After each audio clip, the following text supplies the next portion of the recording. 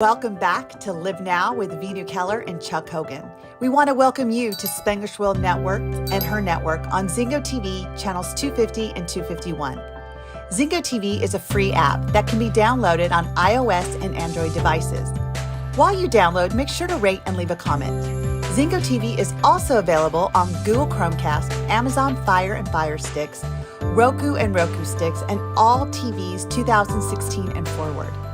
Live Now is a show all about finding the synergy and body-minded spirit.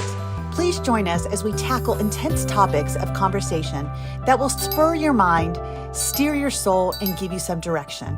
With that said, we are excited to dive into tonight's topic with you.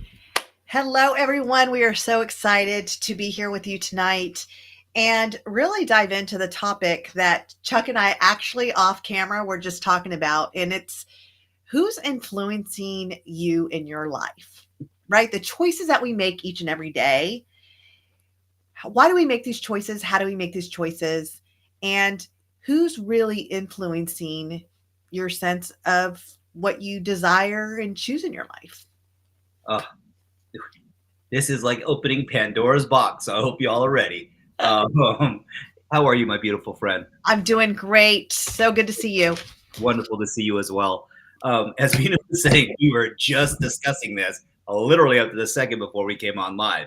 And this is such a powerful topic of conversation, in particular now. And people are like, okay, why now? I said, well, let's look at the world. And I'm not going to be negative Nancy for a moment. I'm actually going to be positive Paul. And I'm going to look at this from a slightly different perspective, and that is there have always been skirmishes throughout time. It doesn't really make a difference where you go, oh, there's been world peace constantly. No, there's holy wars that have been raging for thousands of years. There's nuances where people are feeling leveraged, and I'm talking geopolitically. I'm talking about, relative to actual land and skirmishes and war. If it's civil liberties, civil, respect, human rights, we could go on and on and on. And yet we all have the opportunity of electing who we actually listen to and what we use as our frame of reference for what we feel is an influence. And so, Veenu, can you help our listening audience understand there's this massive variance between influence that's being leveraged on you and influence that you actually elect? I feel like it goes back to how we grow up and the beliefs that are imposed on us, because as a child, our children are innocent. Yes. They're born to us and we do the best that we can with what we have, plain and simple. All of us parents do. And with that, we install certain beliefs in our children because of the way that we're raising them, until they have the opportunity to go outside the home, into schools, watching more and more TV. Now we have the internet, and that start to shift and question, is this right or is this wrong? And, even going into this is our election year here in the United States of America. And I know we have listeners all over the world, but pertaining to the United States of America, we're going into election year. And it was interesting because I've been listening to this book by Wayne Dyer called Spiritual Solutions to Every Problem. And he literally talked about how people are influenced to choose sides based upon what they feel is right, for what's right. There's a right and there's a wrong, versus just saying, hey, this is just an experience, but I have these beliefs and these values, and that's why they're so strong in one side or the other. And it's really our ego. It's our ego that feels that it has to be right. Most of us will choose, and me too, a lot of times. I hate to say it because I really don't want to be this person, but I'm my growth. But in that frame of, I'd rather be right than kind. And right. Again, it's the influences around us that, why would someone feel that they're not enough or they're not worthy? Go by the influences. Like, was your parents, where's your teachers telling you at a young age, you know what? You're dumb. You just don't get it. You're so stupid. How many times did you have to hear that till that became your belief because of that influence. And an influence that we trust. So there's a line like you and I talked about last week, the trust, right? So there has Yes, to be that line, going back to your question, is it inherited? That line of trust that we've connected to or influence us in that line of trust to allow them to actually influence you. absolutely. And thank you, because that's such a brilliant distinction, that when we start to understand that what we're really looking for is connection, Yeah. it, Belonging. belonging, and we'll settle for connection Yeah. because that gives us a sense of belonging. And the interesting part about this is you go, yes, if someone would just recognize me, if someone would just connect with me, and it's like going, okay, so there's a lot of people who are connecting with you, but not in the ways that you desire or need them to connect. Mm-hmm. And the consequence of that is that you have some awkwardness around what it means to actually feel connected to someone or something. Right. It's like unhealthy attachments. It is, and it's all perception. Because the Right. truth is that if you're like going, oh, well, I wish someone would talk to me. People are talking to you and speaking with you all the time. Yet, Especially in our head. oh, but listen, the seven, and I know there's like 15, but the seven I acknowledge, voices in my own mind, and part of this comes down to this presupposition. To Venu's point, it's like, who do we trust? Number one, and here's where it gets a little sketchy too. Do you trust yourself? Like we talked about last week. That's a billion percent.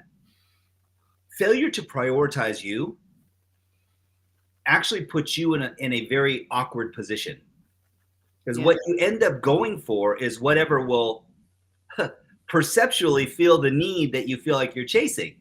And it may not be at a high level. It may just be enough where you're willing to settle for shavings Yeah. and not the whole log. Like you're like going, oh, so why is this important to understand? Well, you're going to get what you're willing to tolerate. And so there will be people who by proxy will go along with party affiliation if it's an election. Why? Well, it's better than the alternative. We're just picking the lesser of two evils. And I'm like, going, whoa, Mhm. whoa, whoa, whoa. So we talk about this all the time, your reticular activating system. And if you're trying to avoid certain things, you're like going, this is the less of two evils. I'm like going, wait, all you're doing is looking for evil? Legitimately, you're trying to avoid the evil. So you're going to go and pick this because it feels like a healthier option. Right. Yet, is there content of character? Are there principles? Is there really a strongly held belief system where you're not just like-minded but like-hearted? Because I know a lot of people that think alike till something happens, and then it comes to that point that Veenu was mentioning. You're crossing the line, and you go, no, you've gone too far. You've gone too far. Yeah. And part of this too, and Veenu, I'd love to get your take on this, because I know in my world, and part of one of my filters is I look for consistency. Mm. Is this someone who's consistently living their life this way? Now, we're all going to have hiccups. Yet, if someone's not staying in the hiccup, I go, they caught it. Okay, they course corrected. This is great, right? I think that for me, Chuck, what I think about is who do I want to be in my life? Mm-hmm. Who do I want to be in my life? And who outside of me is emulating this consistently, to your point, Yes. consistently? And going and figuring out, like, who do I want to influence me to Mm-hmm. be the best me? And I think that that's what it comes down to, is to first understand, like, where are all our influences coming from? We have social media, Oh, we have schools, we have our parents, we have our friends, we have different communities, peer groups that we belong to. Like, you and I are part of Your Best Life, yep. a huge mastermind group where a bunch of us entrepreneurs come together. And I mean, what, for 6 months, I was like, okay, Chuck, I'm ready. Bring me in. Like, how do I get in? Because you guys want to make sure you're bringing the best of the best, because they're going to be influencing each other. Yes. There's a sense of trust, right? So it's a sense of, who do we want in our circle, because that's what we need to look at. When you going back to your point about belonging and feeling connected, Mm-hmm. I want the whole cookie. I just don't want the breadcrumbs. Exactly. And so, in order to get that, it goes back to that line of trust again. But it's also, who am I allowing in my sphere, my energy sphere, to influence me? And its next question is, how do I need to show up to be an influence for other people as well? It's a reflection. It is. And that frequency of energy, it's interesting that you bring up your best life. And one of the things that's been so gratifying, and that's really the term that comes to my heart, is it is beautiful to see people from all different walks of life, all different socioeconomic structures, all different spheres of influence, honoring and appreciating one another, having fun and laughing and sharing. No judgment, no comparison. It literally is being inquisitive, curious, kind, loving. And they go, oh, this sounds like some cult. It's euphoric. And I go, great, then drink the Kool-Aid, because here's the truth. People are resonating at the same frequency, and irrespective if someone's having a challenge or not, no one's judging. Right. They're co-elevating. So it's like, and here's what I love. These people have learned, as I've had to learn, how to love self while loving each other. Yeah. And it really is a unique environment. It is, and I share this because this is, people go, well, this doesn't exist, guys. You're talking about this. I go, it does exist. It's real. And it's not difficult. Right. Right? That's the part. So, Veenu, to your point, and I love this because you mentioned all these different modalities, and I'm going to remind everyone too that culturally, and I will also say generationally, you're being conditioned and influenced, right? Because there's this course of action. If you look at from baby boomers to Gen Xers to millennials and zennials and so on and so forth, there's this, I know, I'm like going, okay, there's so many. I don't know which one we're on yet. I was just like, I just knew baby boomers and Gen Xers. And that's. Me too. And then I had millennials. There you go. And what's been interesting is to see their definitions for like what femininity is, what masculinity is, what connection is. I'll even go more basic, what cool is. Yeah. And they're like, oh, well. And it's funny who they allow to influence them, because, it was funny today. I was actually talking, I have a coach, and my coach and I were talking, and he's like, I have this feeling like you shut off your masculine, and and by nature, your masculine is what drives you, and it's what creates. And I'm like, oh my gosh, you're right. Like, I shut it off 7 years ago. He's like, and you're wondering why you keep stumbling. And I'm like, because I was told that I can't. Like, I told that I had to be feminine, and then all of a sudden I got this promotion because I got feminine, and it got rewarded. And I'm like, yeah, that's what I need to be. And because who I was allowing to influence me to change who I thought I needed to be. Yes. Instead of going inside and saying, who am I really and what do I need? And shaming the masculine part of me, because to your point, we have the masculine and the feminine.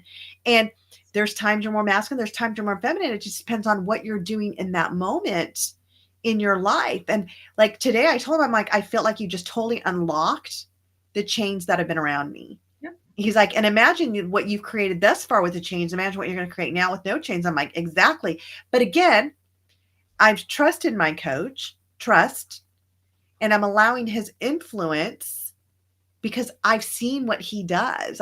He walks his walk, he talks his talk. And so again, it's the allowance that we allow in our life for the people to influence us. Yes. And why? We want to belong. That's it. I mean, we have this deep desire to feel connected. Yeah. And so when that community kind of had espoused, it's like, be more feminine. And you and I had many subsequent conversations about this. And I was like, well, you're a strong woman. I didn't say you're a dumbed down man. I said, you're a strong woman. And we've had these discussions for a reason. And that is, when we start to sacrifice our own opinion of self, or we quell, or we wrong it.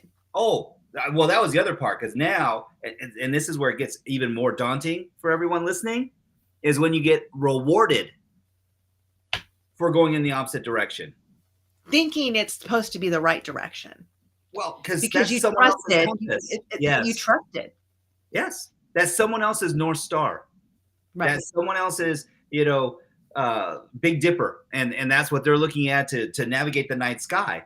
And part of this becomes, I said, it all depends on where you are standing in this world. Your point of perspective. If you're staring north, great. South, east, west, none of it's wrong. It's just you're going to have a different perspective.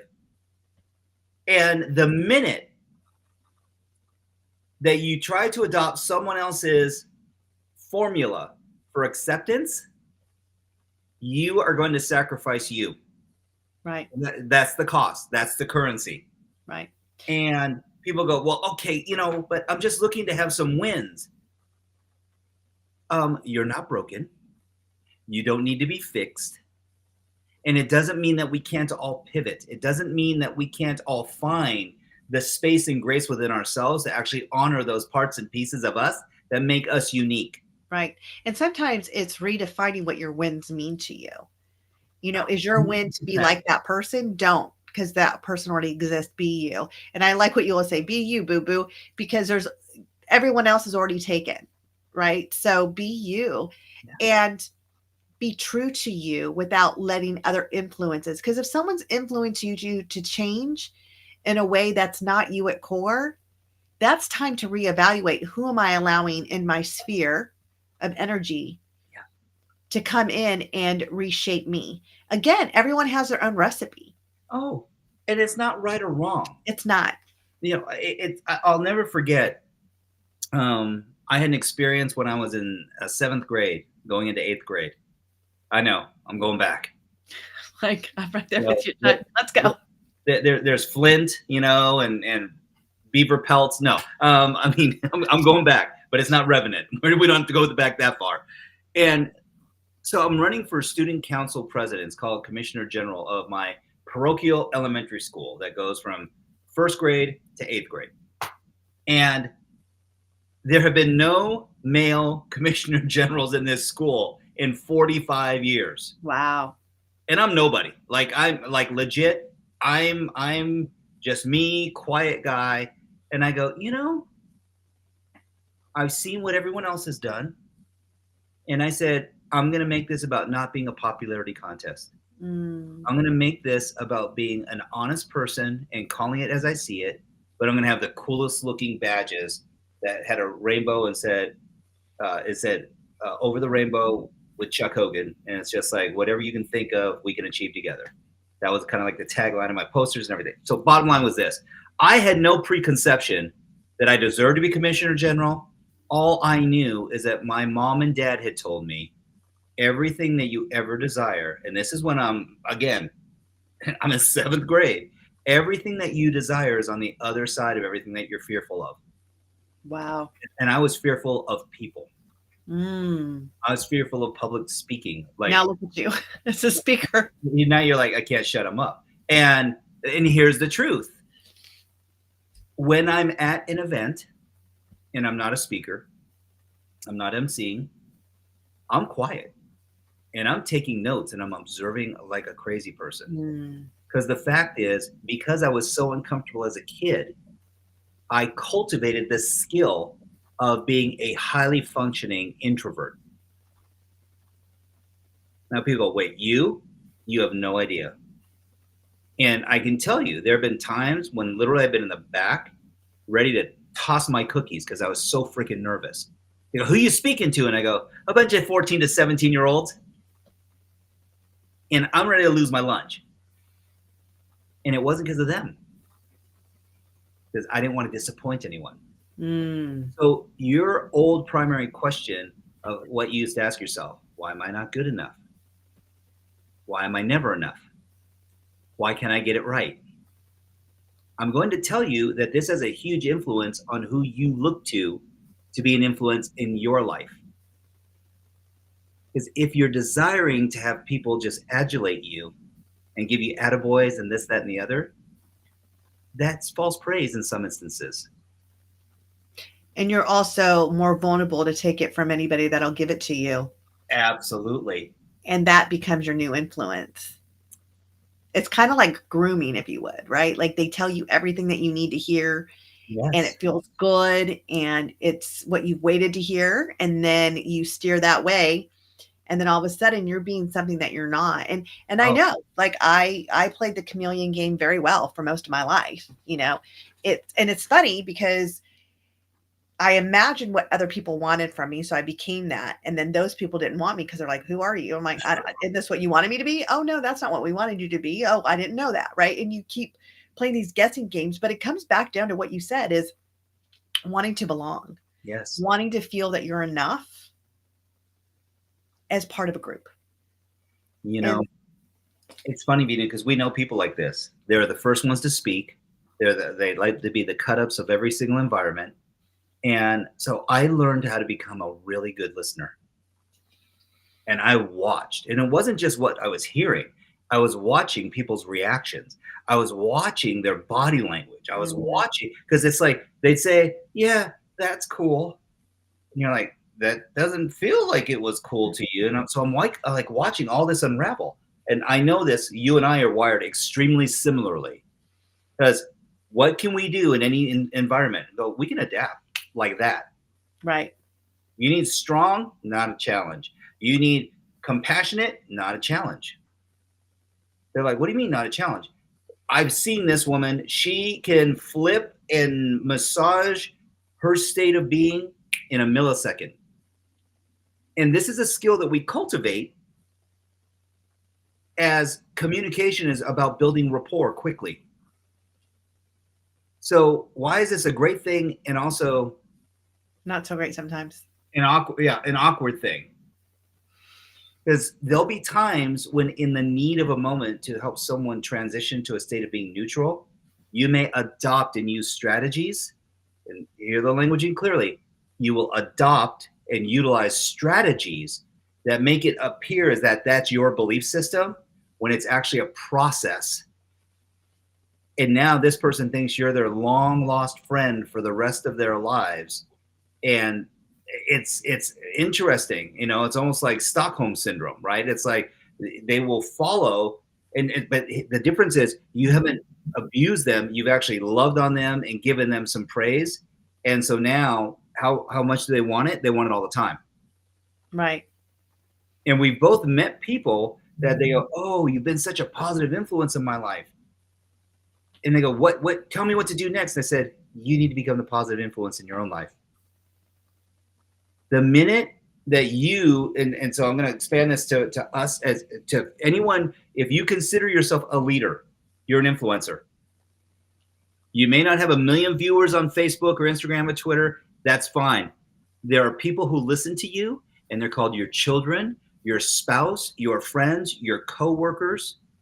And here's the truth: are you being a responsible influencer in the information and the state that you're showing up in for other people as well? Right. I like that how you check in with yourself first, you Yes. know, because we reflect what we get. Um, and by the way, if you want to comment or join in the conversation, please go to LinkedIn, Facebook, and join in the conversations. Chuck and I can see the comments and questions. So we invite you all to join in on our conversation. Um, Going back to what you're saying, I like that you check in with yourself because, you know, again, listening to this book, I'm learning that when you see hatred, it's a reflection of that person not feeling loved. Yes. When you feel someone's rejecting you, that person, it's a reflection that that person doesn't, you know, has been rejected, doesn't feel like they belong. And that's what we do. We reflect through our behaviors and our actions Mm. of what we feel we're receiving. So when we take a different type of inventory, if you would, of ourselves to help us grow, only then I think we can seek out the right influences to for us, right for us, because there's no right or wrong, there's no good or bad. It's just an experience you're going to have, and it's experience. Some of the experiences that we have, we get to actually choose But it starts from doing that, checking in with self, tuning into self and saying, where am I at? And it goes back to that simple question: what do I want? Yes. When I coach clients, that's the first question on the connection calls I have. I'm like, what do you want? You called me for a reason. What do you want? What is it that I can help you, guide you through to close that gap? It's You know, it's it's reflection. it is. It's huge. It's huge. And I remind people as well, it's kind of like the line from Spider-Man, with great power comes great responsibility. So I'm going to say the same thing about skill. Mm, With great cultivated skill comes great responsibility. There are some people who use their behavioral strategist skills for self-serving purposes. yeah. There's others who do it in absolute service and are wonderful. And the reason why I state that is it's not judgment, it's an observation.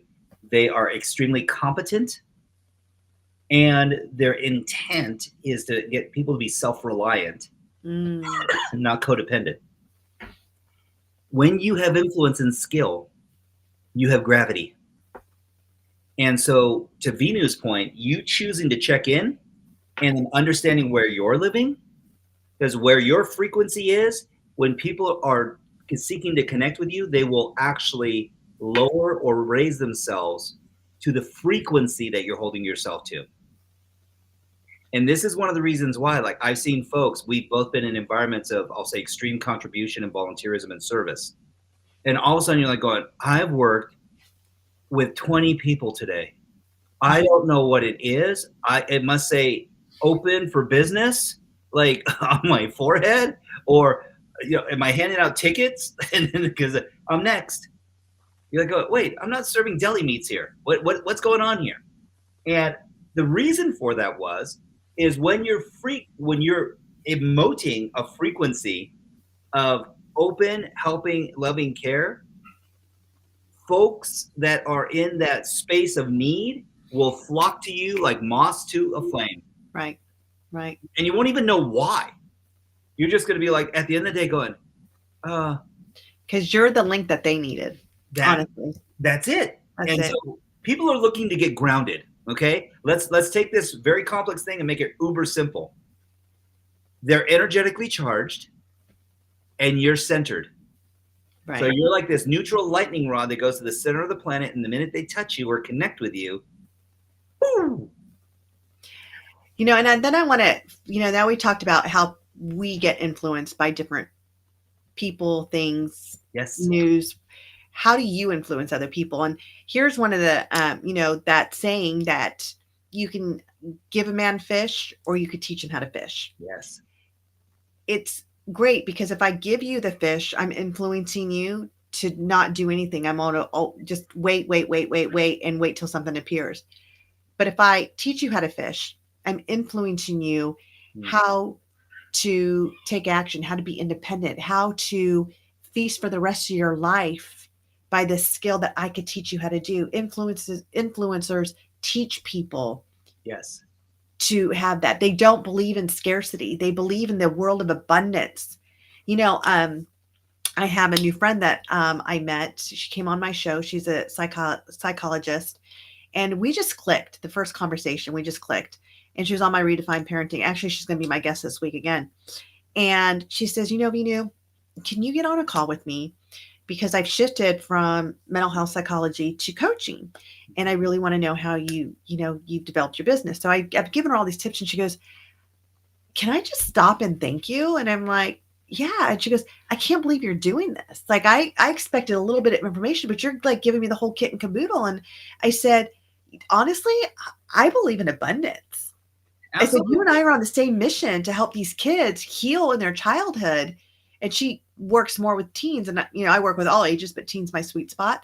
And I said, and there's a lot of teens out there that need us both. yes, So of course I want you to expand. Of course I want people to know how to reach you. Of course I want people to know how to touch you, because I don't think I could do it by myself.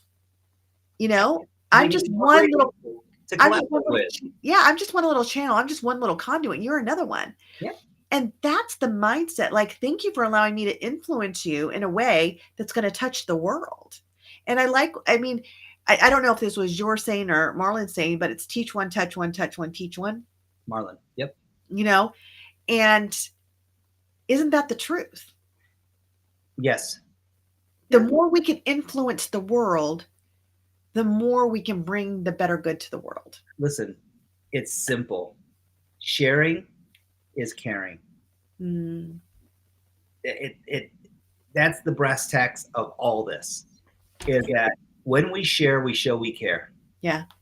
And people go, yeah, why would you just give this stuff away? It's like, because it was never mine. Right. It was I'm creating the legacy of contribution and compassionate engagement, which is, hey, I wish someone would have taken the time. I had to go find it. I had to go learn this stuff. Right. And how many more lives could have been saved? How many more people could have been spared? And yet I find it so interesting that and I don't mean to sound overgeneralized or berating, but there's a lot of coaches that you and I know, Veenu, and they're all about them. Yeah. They're like, oh, well, I don't want to give a client to someone else. And I'm like going, oh, well, thank you, oh diver of clients. And Who gets to decide what's best for this person in their life? yeah, I was like going, thank you, deity of client engagement. It's like, wait, what are we talking about? And they were like, well, you know what I mean. I make so much money if I coach them, and if I give them to you, well, I miss out. And I go, oh, okay. Said, I don't want or need anyone that you're actively working with. In fact, come to think of it, haven't I sent like 15 or 20 clients to you? And like, oh, yeah, and I really appreciate that. And I go, yeah, but they said, you know what? Now that you mention that, Chuck, why didn't you keep them for yourselves? I said, I wasn't what they needed at the time. No. And they're like, wait, what? I said, you heard me. I thought of you, who you are, how you show up. And then a couple days later, they call me back and they go, I feel really guilty. Because there's probably been 15 or 20 times I could have sent someone to you and I didn't. Because I chose to work with him myself. And he goes, and then it wasn't a good fit. It ended up falling off anyway. And I was like, oh. I said, well, thanks for the honesty. You're not angry with me. I said, why would I be? The universe is going to provide to me, karmically speaking, beautiful souls that I get to engage with. And we're going to have a deep, meaningful relationship as long as they're committed. See, I have this belief that everyone comes my way, I'm going to help them. I'm either going to help them personally, or I'm going to help them by giving them the right person to help them. That's right. But either way, I'm helping them. That's it. And that's it. It's sometimes what's best going to help this person. If you really want to help someone, it doesn't have to be you specifically, but it could be you inadvertently by giving them the right person. And that's how I see it. Like, I love these affiliate links. I mean, if I'm going to get something out of it, great. But even if I didn't, I still refer. You know why? Absolutely. Because I look at everything that I refer to different people, I'm helping them. Yes. I'm not even thinking about the person that's getting them. Right. I'm thinking about the person that came to me and said, hey, where should I go? Who should I go to? What is that course worth it? What did that course do for you? And everybody has an affiliate code nowadays. Oh, so it's bananas. If you want to give me one, I'll take it. But I just want you to know, regardless, this isn't even about you. It's about the person that comes in front of me, and I want to help them the best that I can with the knowledge that I have.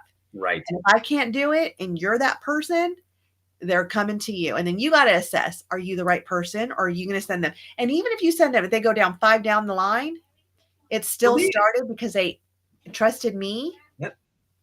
And then they trusted you. And then you're like, you know what? Not mine, but I know somebody, and that's the way life works. But we also surround ourselves by like-minded people, because I would say, just off the top of my head, the people I surround myself with have that same feeling. They live in the world of abundance and wanting to serve. Yes. The influence goes back and forth is what I was trying to. Well, it's not horse trading. It's actually like being in the most wonderful relationship. Absolutely. It's reciprocated. It, yes, just unadulterated yes. And it's about alignment. Yeah. You and I talk about this constantly, and it's motive and intention. And when someone's motives are pure and their intention is to serve, they're not going to be selfish. Right. They're going to be kind, compassionate, giving, empathetic, sympathetic, resourceful. And what's beautiful about this is that, and you'll know these types of people when you meet them, because instead of they never ever ever go, oh well, they were mine. Right. It's not about ownership. They're like, oh, and you'll hear them. Hey, are you still working with these folks? And here's what's interesting. They go, no, you know what? Actually, they found alignment someplace else. Because part of this is true. I don't have any client engagements where it's just been perpetual. And there's a reason for it. Because everyone's relationships has reasons and seasons. Right. The ones that last a lifetime, or where you're able to continuously grow in appreciation, love, and connection, and interest and conversation and literally alignment for a lifetime. You Yeah. have this frequency, you kind of cycle in the same feelings and emotions and experiences as well. And so you have all the richness in the history of the past. You have all of the anticipation of the future and planning and doing these different things. And then you have all the love and connection of the moment. That gift called the present. And this influence is one that comes from a much higher place than just, oh, that's my girl, that's my guy. It's more, it's like, no, they're family. Right. They're family. When I think about teens and I think about the people, why parents get so concerned about who they're hanging out with, and I have a lot of kids myself, so I get that. It's because I'm always curious, if my kids have that connection to that person, are they able to influence them in a way that would take away from the character that I believe my child is still creating? Yes. And that's beautiful and well stated. Let's keep in mind that reputations precede some people. Yeah. And it doesn't mean it's true. Correct. Right?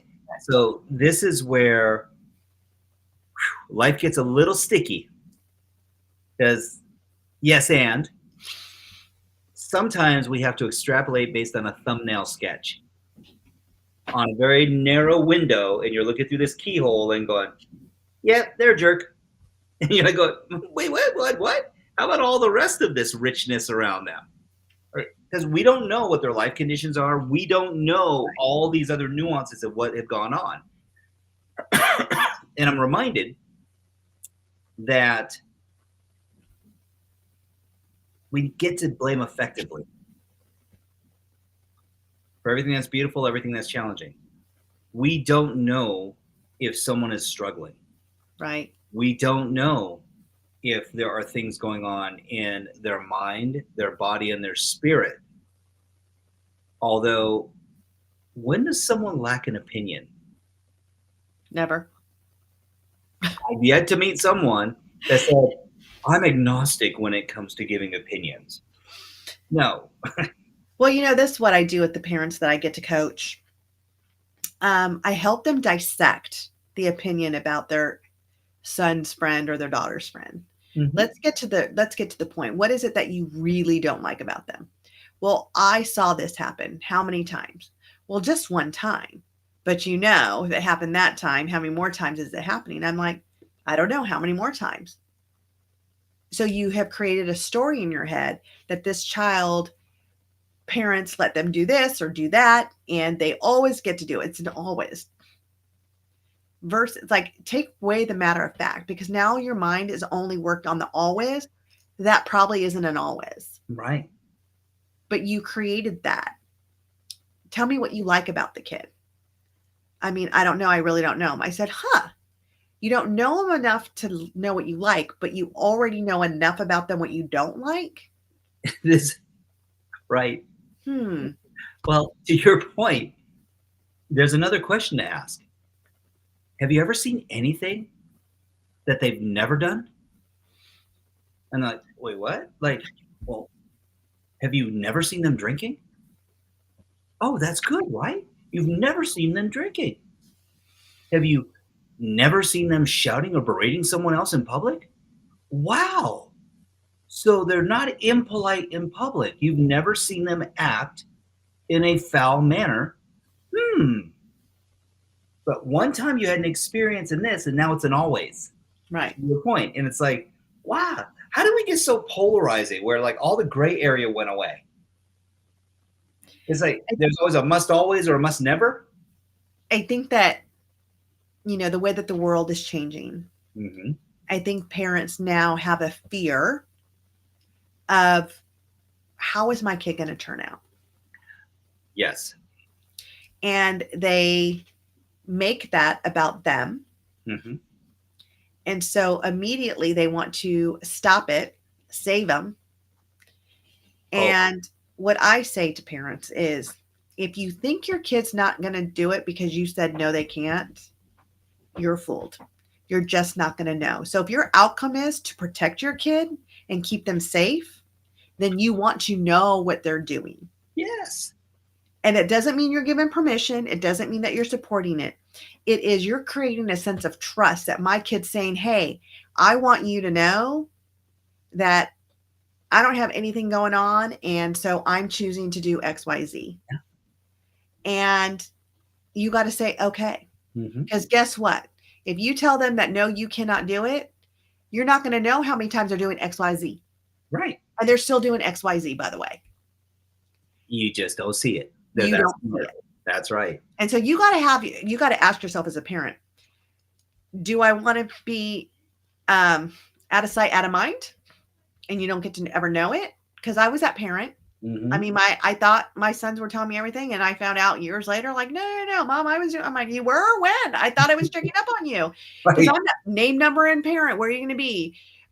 I'm checking up on you, like we didn't, I mean, cell phones were coming out then, but they didn't have all the stuff they have now. Oh. So I was that parent that would go through my kid's phone. I was that parent that checked my kid's room. My kid wouldn't do this. And absolutely not are they going to do that. I was the fool because they were doing it outside. Sure. Behind my back. Sure.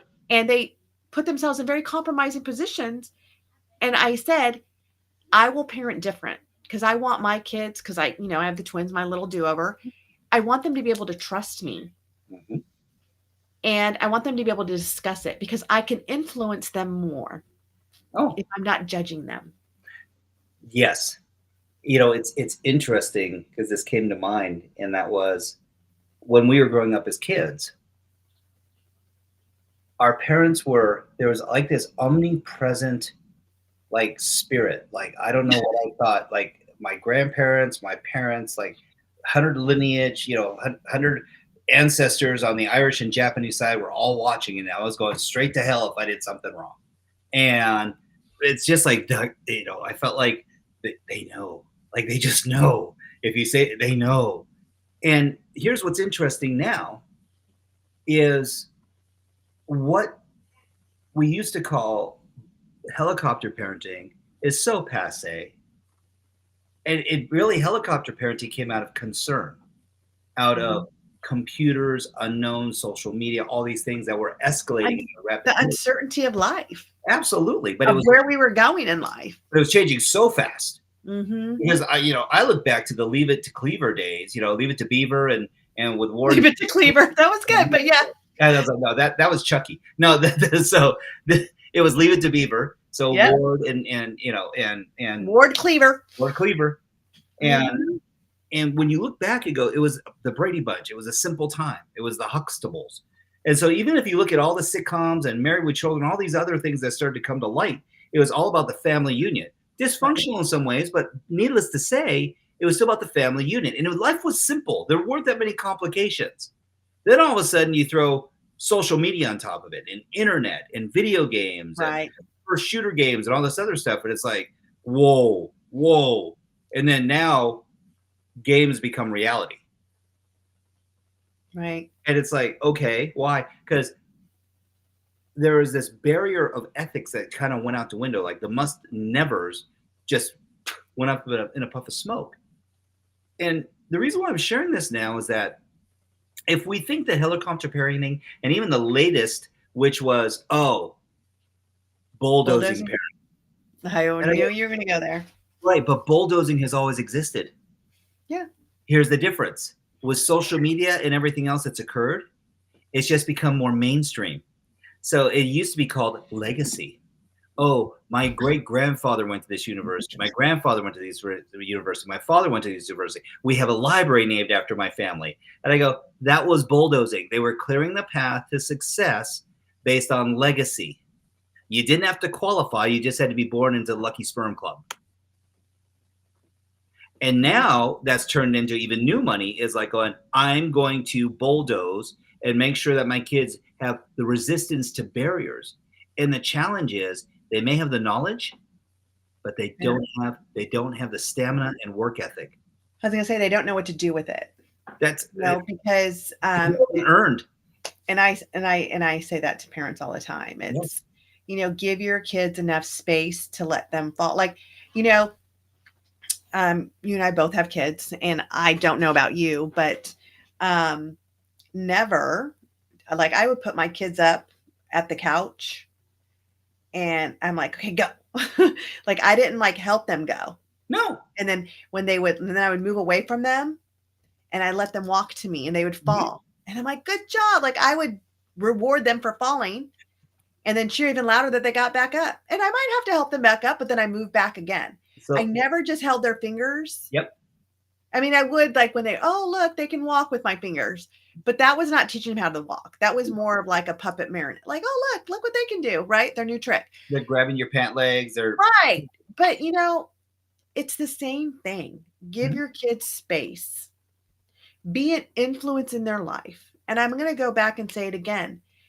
You lose your ability to influence anyone the moment you judge. 100%. So stop judging. Yep. Get curious. Yep. Because the minute you're critical, you're in a judgment. When you're curious and you're asking questions, and here's the caveat to that I've learned even more recently. When you're curious, have a curious tonality, not a critical tonality. Because people see right through that. And if your kids are responding in what we call the attitude, somehow, some way, they did not hear curiosity. They heard critical. They're not going to be open. They're not going to share with you. So, be that influence in their life without judging. And be consistent. The number one thing you can do for your kids is to make sure that they have a great sounding board and that your curiosity is consistent. Definitely. Because if it's bouncing up and down, swinging the pendulum, it's going to create a sense of insecurity because they never know when they're going to trip the live wire. Right. So, I love this conversation with you. So do I. We've been on for a long time on this. And I want to also say is guard your mind. Remember, your right hand is just a right hand. It doesn't know to wave high. It doesn't know how to write. It doesn't know how to do anything until your mind tells it to. So guard your mind. Who are you allowing to influence you? What do you want for your life? What do you want to be in your life? What does the best you look like in your life? And find those people who are doing it to allow them to influence you to that better life that you want for you.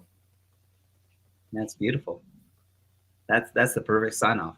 Thank you, my friend. Appreciate you so much. You too, my friend. We'll see you all next week. All the best, everyone.